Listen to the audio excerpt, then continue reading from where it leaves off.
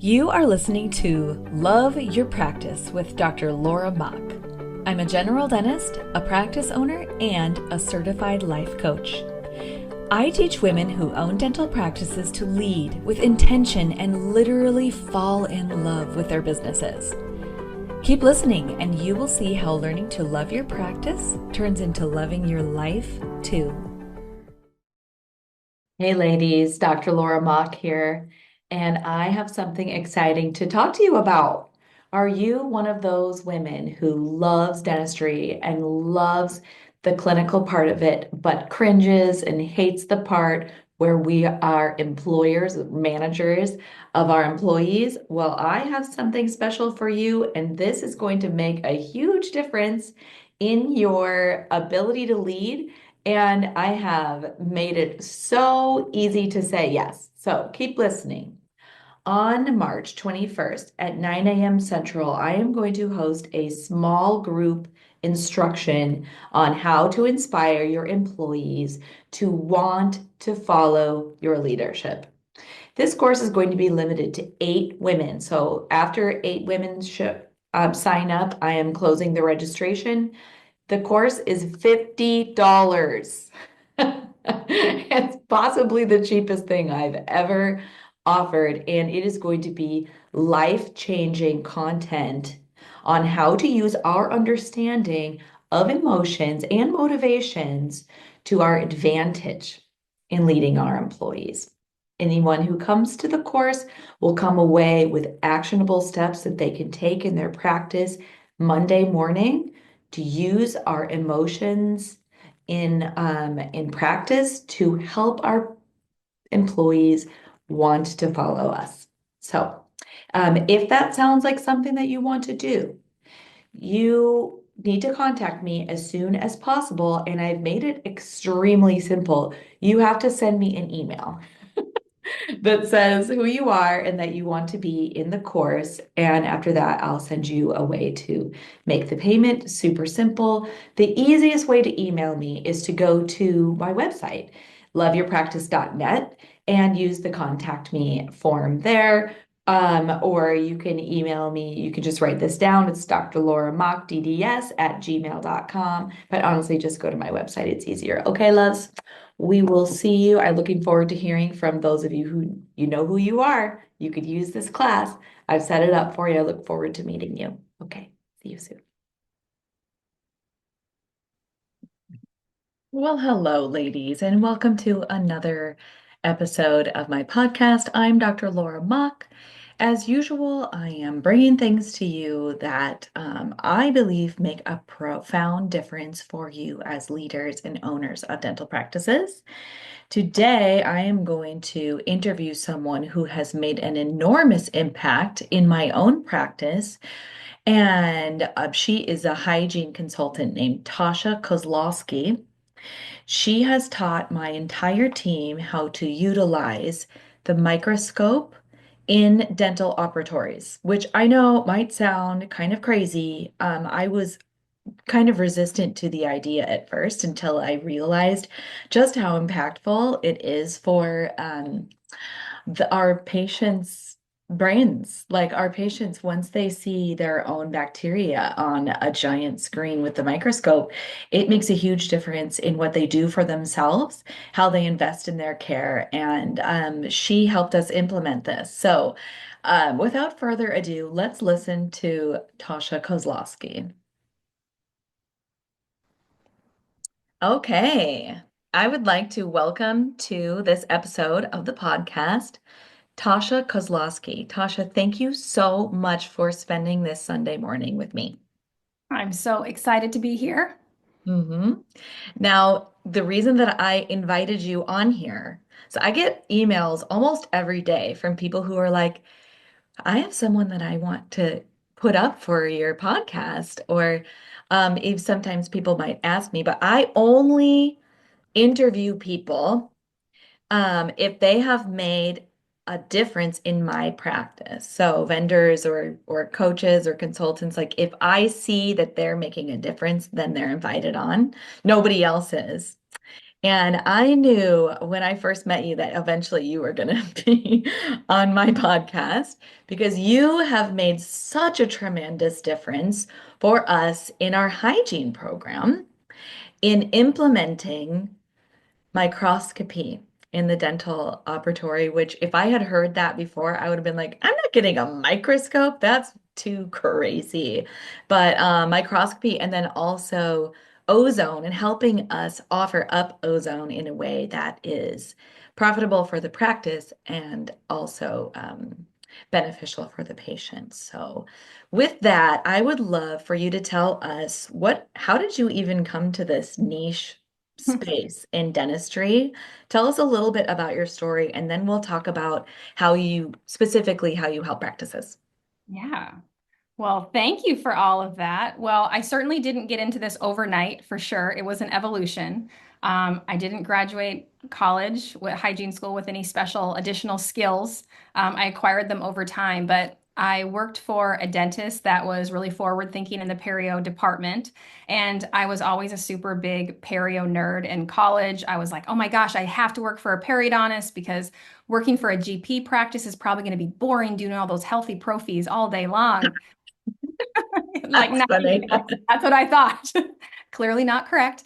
But after I worked for a periodontist, I found that their tools and technologies were the same as in the GP practice, and my patients really didn't seem like they were getting better. I did tons of scaling and root planing at the perio office, but most of it was in preparation for flap surgery and different surgeries. And by the time the patients were even referred to the perio office, they had 7+ millimeter pockets. They had lost one or multiple teeth to periodontal disease. So collapsed bites. I mean, some really tragic situations. And so those people to go on to live a regular life on a very limited periodontium was going to be tricky. Meanwhile, over at the GP practice, everyone was bleeding. SRP wasn't really a thing in the practice that I worked at. It wasn't that the doctors weren't didn't care about their patients. It was just a really fundamental misunderstanding of what to do.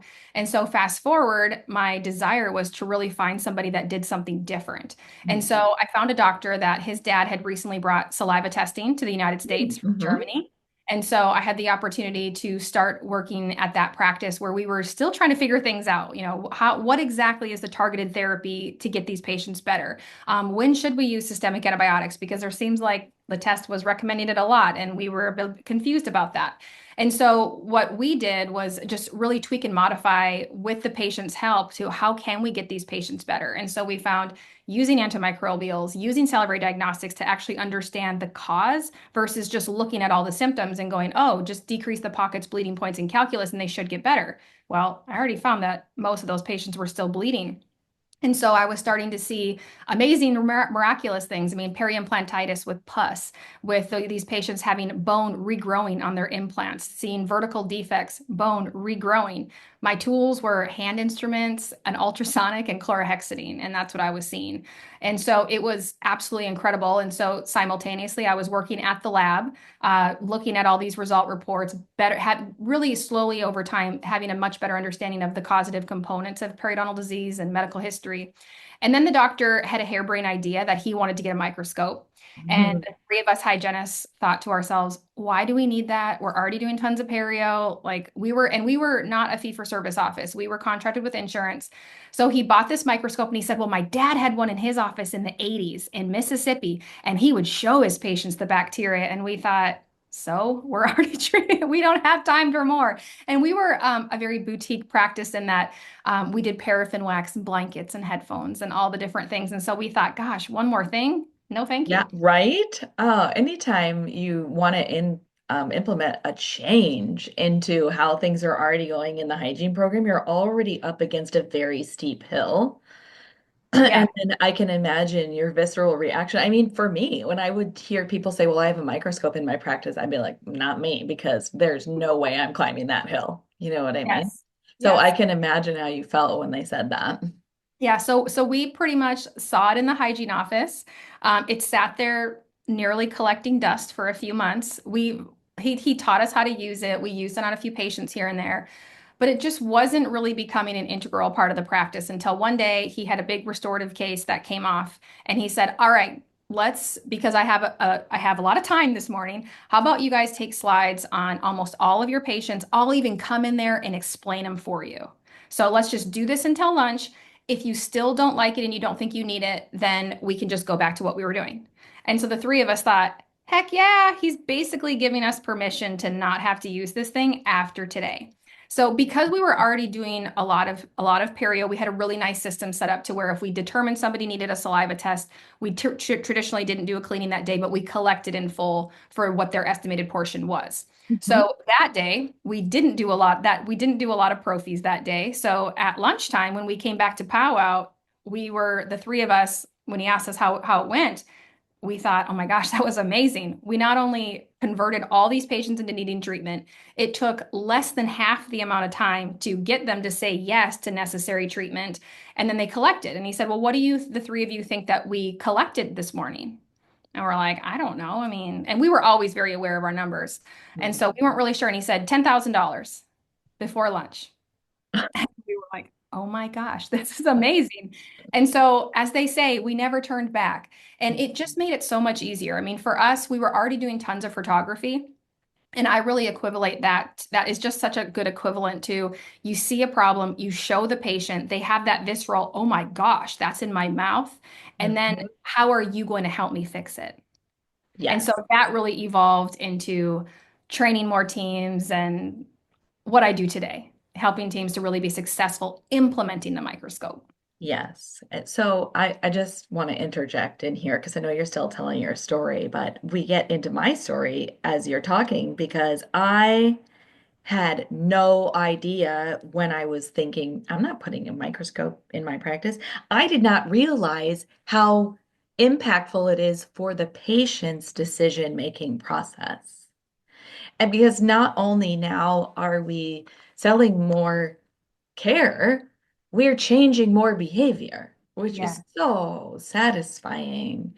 When a patient sees their own spirochetes, they are going to go home and do something different than they did before. Whereas I have patients who would say, oh, well, yeah, I'm bleeding. I'm always bleeding. That's normal for me.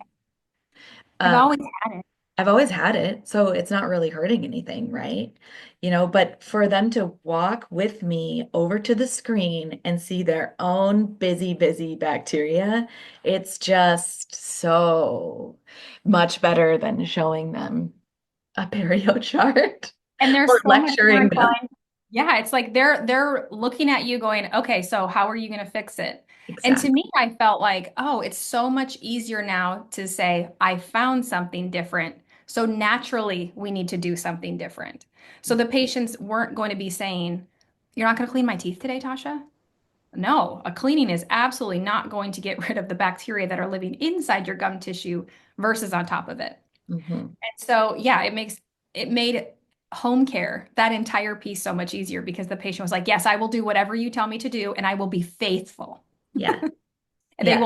they will, because they owned their infection. I didn't put those bugs there. But if I was just simply saying, like, oh, Dr. Laura, you have 4 and 5 millimeter bleeding pockets. There's a few spots over here. You have a small amount of bleeding over here. It sounds like a bunch of localized issues that probably just need a good cleaning. Well, you're coming in for a cleaning, so great. We'll go ahead and take care of it there. Well, Versus, that's why I'm here. Thanks. I'll be leaving in 2 minutes. Hmm. exactly.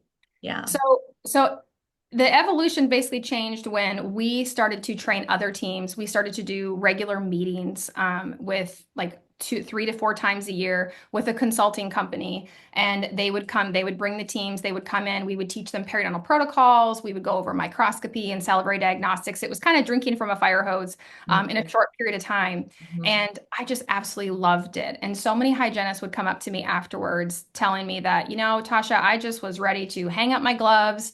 This doctor wanted us to go to this perio course. We really didn't feel like we needed it. And I was just tired of my industry. And now I feel like I can really make a difference. This seems Mhm. so doable. They were Mhm. so reignited. They were excited. I mean, I've made so many lifelong relationships and friendships just over geeking out over this stuff and the passion that we have.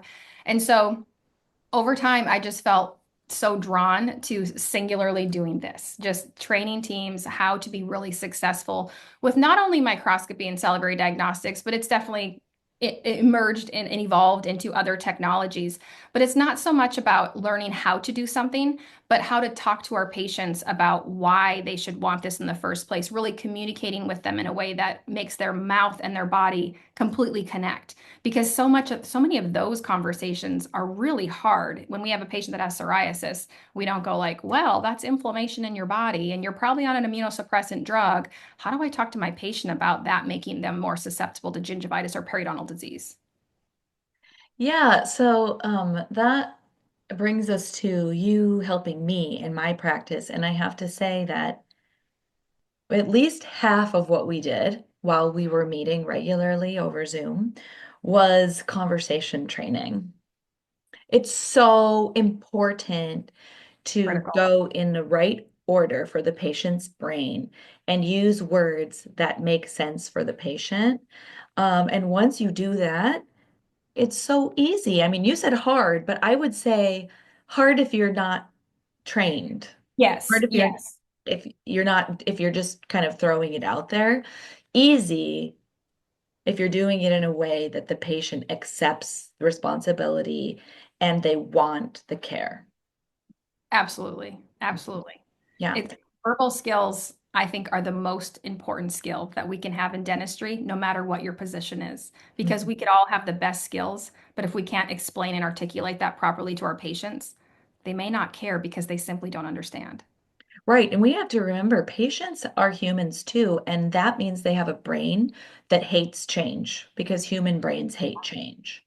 So if we go in there and we attack them with these suggestions without leading them to the place where their brain wants a solution, we're going in the wrong way, the wrong order. And of course, they're going to get upset and leave. Like that's on us.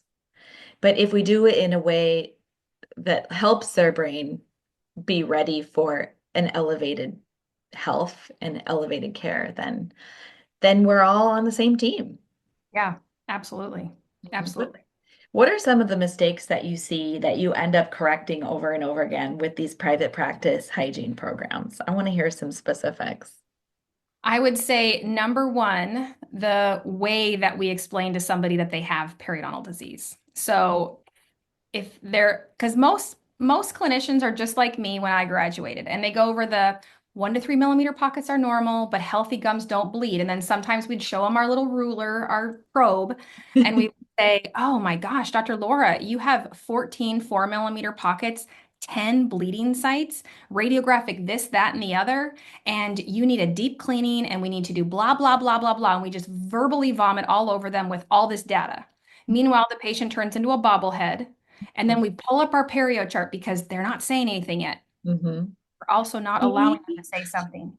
And then we show them you want to be in the black, but you're in the red. Do you see all this red? And they're going, yes, I see all the red.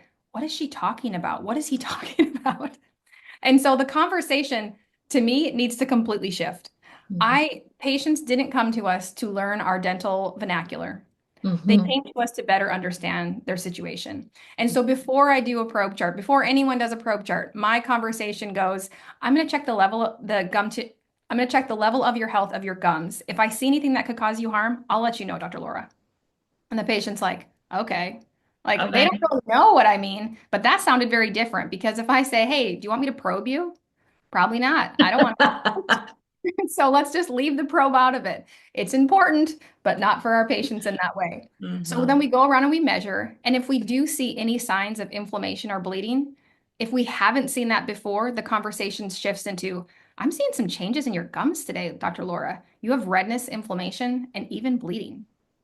And then we wait for the patient to look at us. Because usually, if I say, I'm seeing a change, that immediately perks up our patient's ears, like to, oh, but many more times, the conversation has to do with a patient that has head bleeding, and we've talked to them till we're blue in the face. Mhm. That's where the microscope really does shine because I can say, you know, Dr. Laura, I see last time that you were here, I did notice some bleeding in your gum tissue. So I'm just going to check everything out and we'll see if there's been any changes. So I just let the past be the past. I don't talk about the probe depths or anything like that that I saw last time. It's a clean slate because we're going to use new words.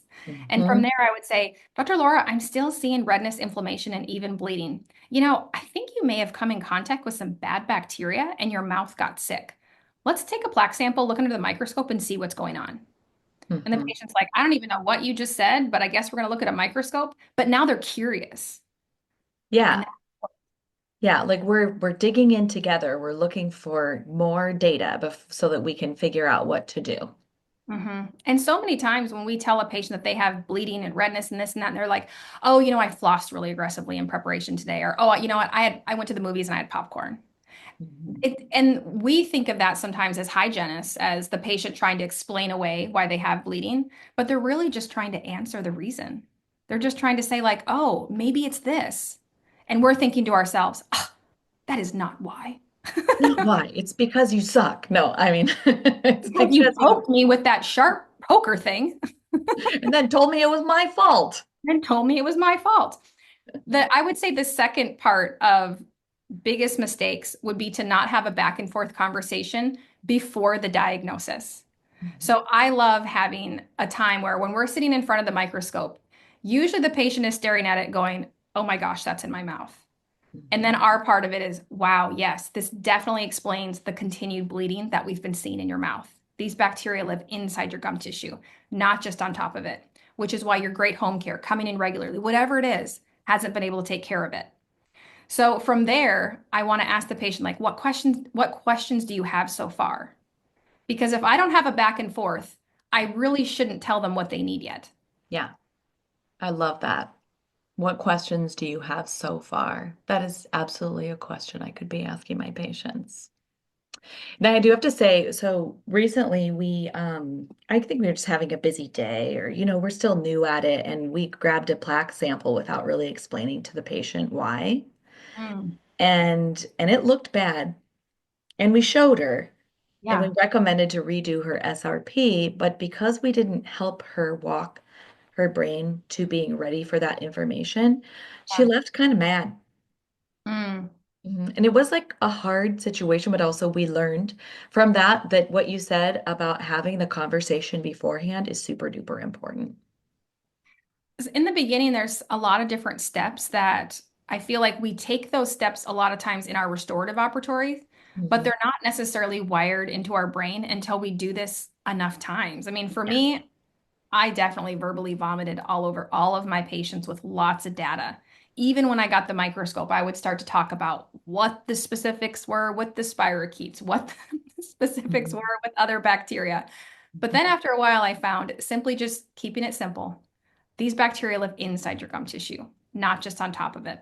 Think of the cleanings we've been doing like a routine car wash. What you now need is the full detail, really spending time getting in the nooks and crannies, places we just can't reach with a traditional cleaning. We're going to use medicine and some different home care tools. So I'm walking the patient again from we found something different, so I need to do something different. Hint, hint, it's not another cleaning. Right. Yeah. We Yeah. love the term that you taught us, medicated cleaning. Mm. We're using that for our gingivitis patients and our SRP patients because Perfect. it really is a medicated cleaning. If you Yeah. add up all the things that we're doing for them, it is medicated. And that for some reason clicks for them where they're like, I see, we're not just scraping, we're killing bacteria. Yes. And Mhm. that's where the ozone, I think, is such a great way to implement that because it's what I always share with teams, and I'm sure I've said this to you guys, is what I when I tell patients about like why ozone, it's like, well, it goes after bacteria, fungi, and protozoa, and it supercharges your good bacteria. So it gets rid of the bad while supercharging the good bacteria. So it's really going to help heal your overall infection. Mhm. And patients go like, "Oh, I want that." And thing too that I love the medicated cleaning for gingivitis or for a stage 3 because really what we want our patients to understand is you're not coming in for a deep cleaning. You're coming in for a medicated cleaning because Mhm. so many of us have patients with a bunch of 5 millimeter pockets in our practice, but they have immaculate home care. They come in Mhm. regularly. They do everything that we ask them to do. And then it's really hard sometimes for the hygienist to go, "Oh gosh, this person needs scaling and root planing, but they don't have calculus." Yeah. Well, newsflash, 4341 and 4342 are inclusive of removal of toxins. Calculus not be required.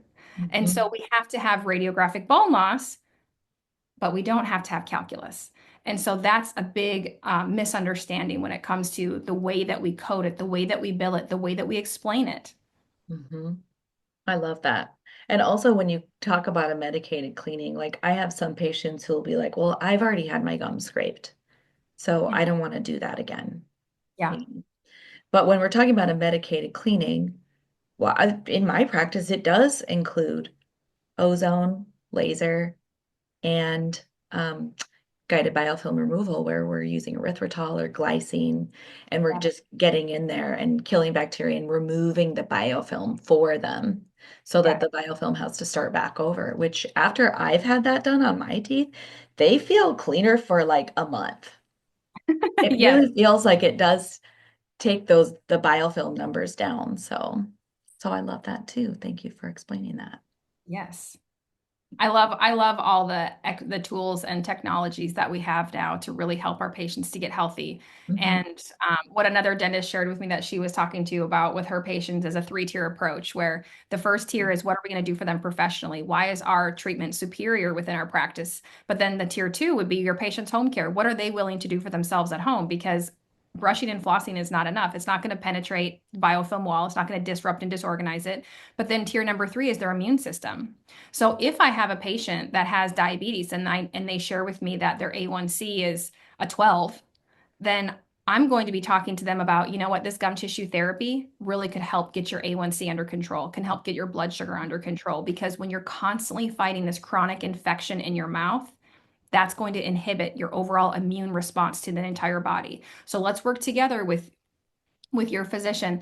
And it's much easier, I think, to have those oral systemic conversations when we can tie it back to our treatment, tie it back to their systemic, what their system is going to do for them, and putting all those pieces together. Because for me, it was not easy to talk about this oral systemic health component with why am I using medicine in the operatory? Why are they sometimes being prescribed a systemic antibiotic? And how does that all fit together? I feel like when the patient can see their bacteria, understand it's an infection, and then go, oh, I've had an infection before. I've had to have an antibiotic before. Oh, sometimes my home care did have to change. Sometimes I did have to do something different at home. It Mhm. just brings it more into this is healthcare. It really does. It's just one of those times when a picture really is worth a thousand words, or Yeah. even like a video, because they walk up to the screen. They don't have to put their eyes up to the microscope. This Yep. is on a giant TV screen, and they can see the bacteria swimming around, and you can show them this is a white blood cell. Oh, and you see how the bacteria are attacking your white blood cells. All of a sudden, you didn't say very many words, but they know they Yep. have an infection in their gums, and everything changes once they understand that. It does. It absolutely does. It does. And I just find that patients are so much more willing to do whatever it is that we're asking them to do at home. And we could have the best tools and technologies, but if our patients are not a cooperative part of that, we're going to Mhm. struggle to keep them healthy. We're going to struggle to even get them healthy. And Mhm. then they end up looking at us going, well, I came in and I did everything that you told me to do. I did the therapy that you recommended. And it's like, well, what about that home care piece here? Yes. How did that go? Because this is a coordinated event between you, between me. I can't do it all. I mean, I always used to tell my patients, if I see you 4 times a year, there's 365 days a year. Those those other days that you're not seeing me, what are you willing to do? Yeah. Because that's gonna be a big part of getting you healthy. Absolutely. And when they see the bacteria swimming around, all of a sudden they have like a more emotional reason to change their own behavior. So a lot of times these days when we're showing the patients their plaque, and then we might, propose care, sometimes they'll say, well, can I go home and work on this on my own first? And I'm like, absolutely. Because that means that I've generated some change where I've seen someone be like, we've just been monitoring their illness for all these years. And if they're excited to go home and make some changes before we decide if we're doing care in the office or not, yes, please. It turns my role into a much more satisfying, impactful situation where I actually am making a difference. Yes. I think the audience next question might be, well, Dr. Laura, but what if they come back in and it still looks bad? Well, then we know that it's something where they could use a little more support. And then we Exactly. can re-bring up, maybe we should do a medicated cleaning now that we know that what you're doing is good, but you need a little bit more. Yeah. Yeah, and then I'd say let's test and see which bacteria species you have so that we can carefully choose which modalities of care, except for I wouldn't use the word modalities, which treatment we're going to do, and Yeah. let's make a plan. And if I the love that. patient is committed to their health, then they'll go along with that. Yeah. I find so many hygienists are so afraid that the patient's going to come back sick. And then they're like, oh man, they tried that and that didn't work. And it's like, no, double down on that. I'm so glad that you did that home care. Now we know that home care Mhm. alone isn't going to fix your infection. Let's do some more intervention. These are the steps that we can take next. It's like walking with our patients and being okay with them maybe not being ready today, because a lot of those patients that aren't ready today maybe just need to think about it. Maybe just need to talk to their spouse, to do some Google searching and figure out like, oh, wow, this is way more serious than I even thought it was. Yeah, because remember what we said, human brains don't like change. So there's going to be resistance to the change. But if the patient is using like the forward thinking part of their brain and wanting to be healthier, then they might need a little time to process it and accept that change is going to be what they want. Yes. Yes. Mhm. Do you find usually do you end up getting hired by like the hygienist in the office or the dentist in the office? And what kind of motivating do you have to do for like the other entity? Or maybe it's a little bit of both. Yes, it's a little bit of both. And so Um, I would say that a very common question that I get is from hygienists that say like, I really want to do this in my office, but doctor's not ready to buy a microscope or doctor's not ready to do X, Y, and Z.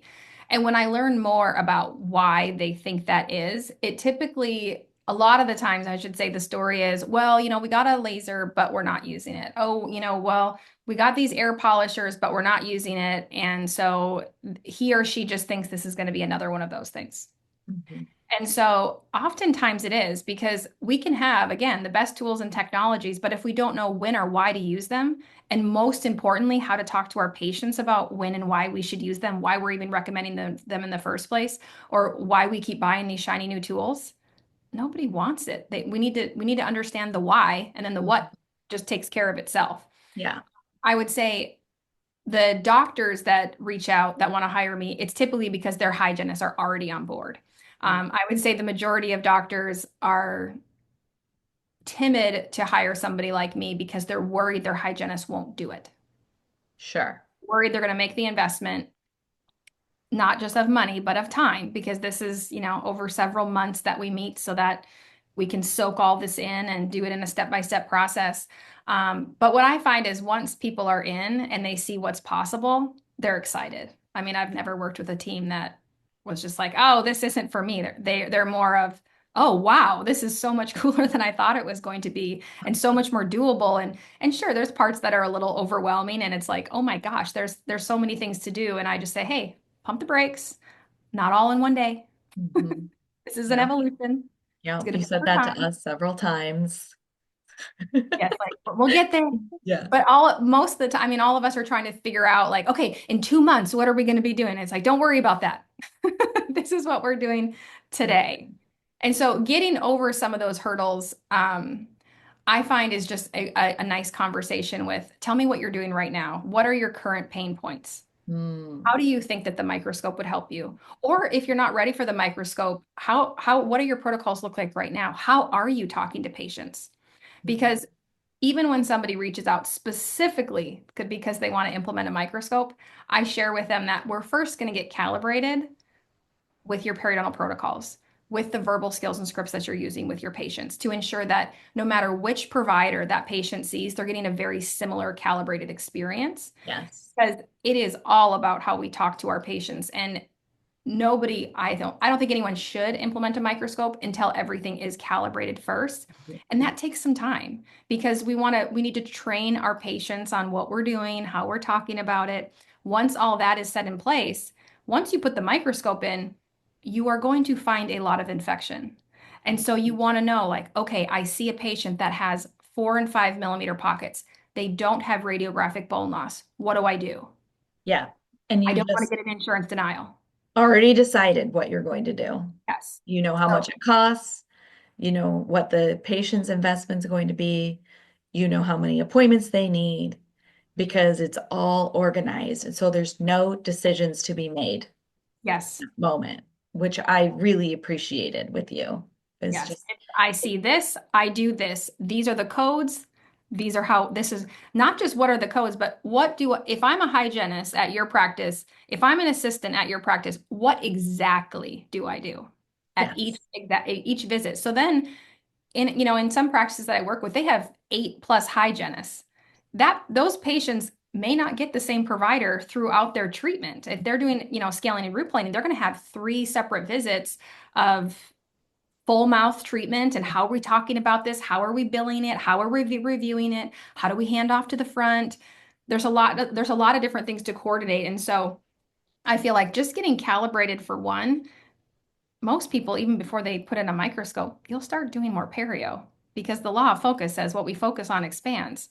And then we warm up some of our patients too to, okay, if things aren't better next time after that home care lab, we'll take a look at the microscope because yeah, by then we'll be using the microscope.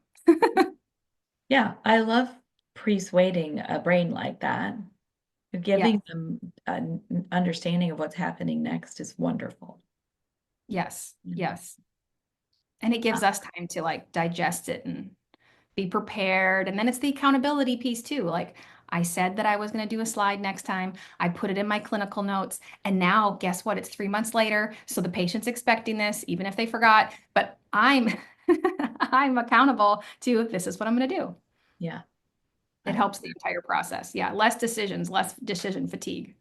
it's really impactful what you do too, because I just think creating change in the dental office can be so challenging.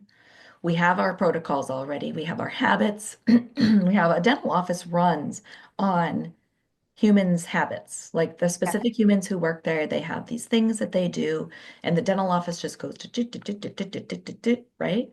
So if you want to change that, it's going to require motivation, it's going to require clarity, it's going to require support, and you absolutely did provide that for us, and we needed that. So thank you. Oh, I'm so glad. I'm so Mhm. glad.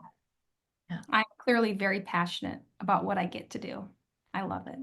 Yeah, and it's really interesting to think about maybe how many over the years, how many heart attacks you might help prevent, or how many people will still have not Alzheimer's when they're 80 because of you and helping the hygienists elevate their care. It's amazing. I find that it's a much more fulfilling way to practice, but it's also way more financially lucrative because we're doing the right things for the right reasons. I mean, Mhm. statistically, if we have a mostly adult practice, no less than 50% of our patients need something more than a prophy. And Yeah. it can be so hard to get those patients to understand the necessary care that they need, especially when they've been coming to us for oftentimes more than a decade, getting Mhm. that prophy, bloody prophy at that. It can be Yeah. hard to go like, oh, well, now you need something different.